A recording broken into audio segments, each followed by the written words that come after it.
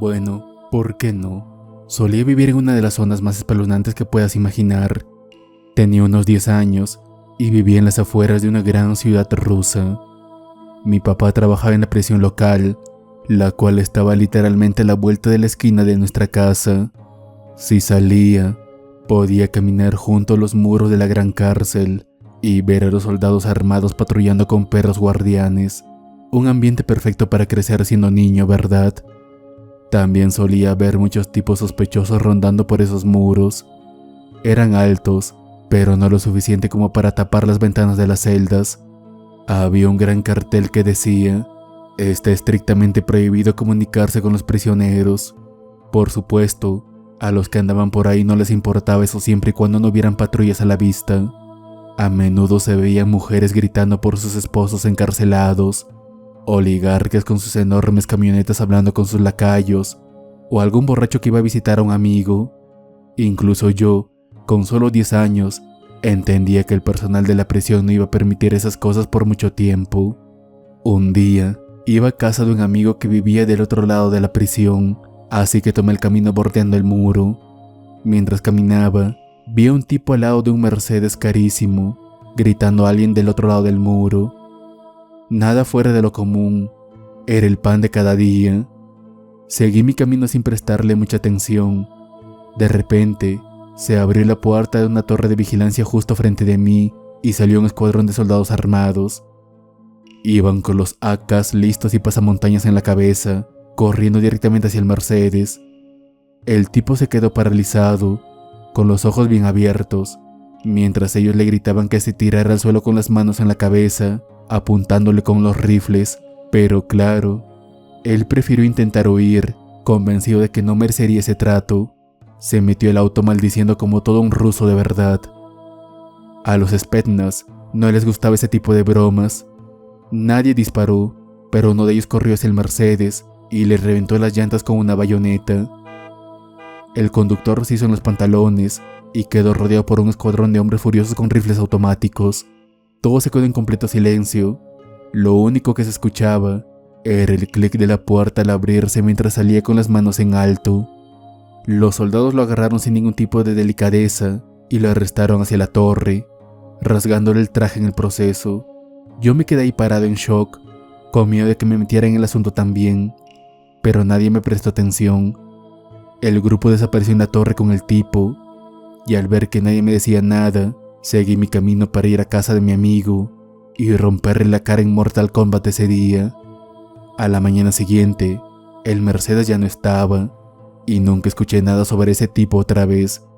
Tampoco volvió a aparecer nadie intentando hablar con los prisioneros por encima del muro. Supongo que podría contar muchas más cosas sobre esta zona extraña donde vivía. Esta es otra.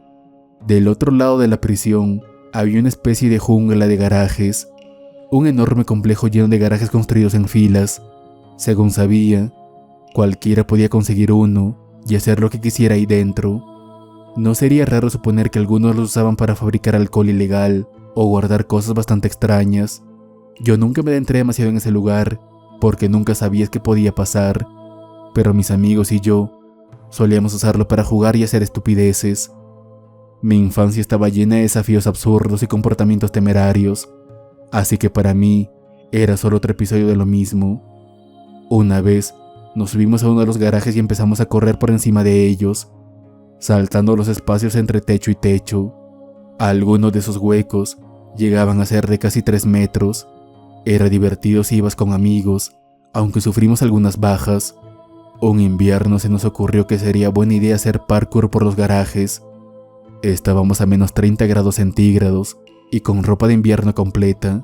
Aún así, éramos bastante ágiles y nos metimos felices en esa jungla hasta perder de vista los límites.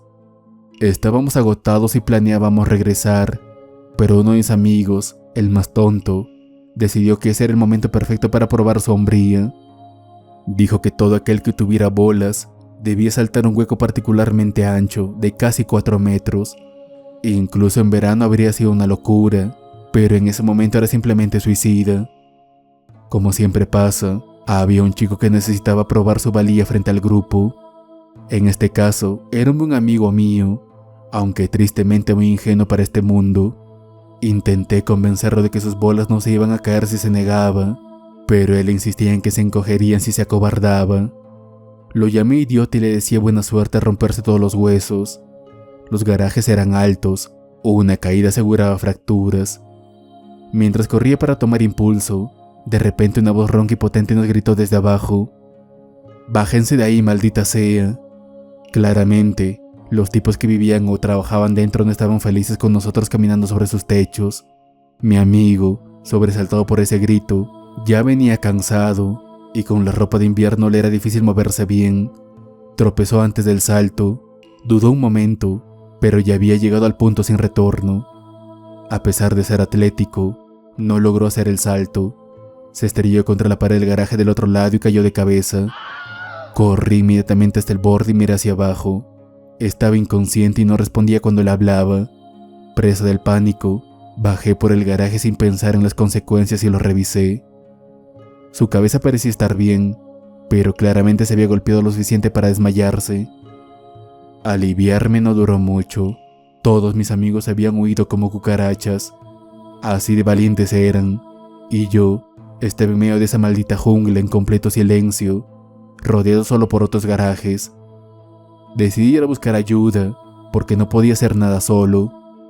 Obviamente, no iba a pedir auxilio al tipo del garaje debajo de nosotros. Salí a una de las calles del lugar, buscando puertas abiertas. Vi una relativamente cerca y corrí hacia allá, con la esperanza de encontrar a alguien trabajando en su auto, pero no tuve tanta suerte. El garaje estaba oscuro como boca de lobo. No había auto alguno, pero lo que sí había era un hedor químico espantoso que casi me desmayó. Había montones de botellas y bidones alineados. Me tapé la nariz con la bufanda y avancé un poco más, hasta que vi a alguien sentado en una silla frente a un enorme balde de acero con algún líquido dentro. La figura estaba de espaldas, parecía dormida, o descansando, o algo. Iba a llamarlo, pero me detuve. Había algo raro en la manera en la que estaba sentado, algo antinatural. Miren, he visto borrachos desmayados en esa posición, pero nadie se sienta tan rígido y en ese ángulo tan extraño. Un escalofrío me recorrió el cuerpo. Algo dentro de mí gritó que lo que había ahí no era normal, así que salí corriendo de ahí diciéndome que no había visto nada. Ya no me importaba si el tipo del otro garaje me gritaba. Corrí directamente hacia su puerta y empecé a golpearla. Me recibió con toda clase de insultos, como un buen ruso rudo, pero al verme pálido como la nieve me escuchó. Pensé que lo correcto era contarle primero sobre la figura del garaje, suponiendo que era una amenaza mayor. Salí inmediatamente a investigar. Mientras él se encargaba, regresé con mi amigo, quien ya estaba sentado, sobándose la cabeza con una expresión idiota. Aliviado de que estuviera bien, le dije que era un imbécil sin remedio y esperé a que regresara el ruso rudo. Regresó a los 2 minutos, con una expresión muy seria, y nos dijo que nos acompañaría hasta la salida. Durante todo el camino de regreso no quiso decirnos qué había en ese garaje. Nos mandó a callar tajantemente. Al salir del bosque, nos despidió con una amenaza clara, que si alguna vez volveríamos a aparecer por ahí, nos despellejaría vivos. Concluí que el tipo del garaje probablemente era un adicto mezclando químicos, que usó algo equivocado y se desmayó, o murió en el proceso. No debería sorprenderme, pero aún así, nunca volví a pasar por esos lados. ¿Quién sabe qué demonios estará ocurriendo en ese lugar hoy en día?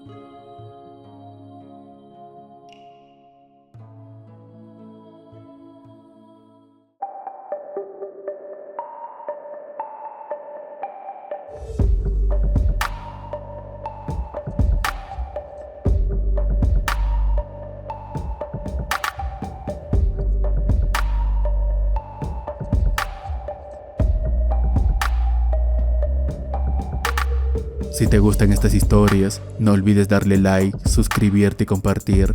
O la siguiente historia podría ser sobre ti. Nos vemos pronto.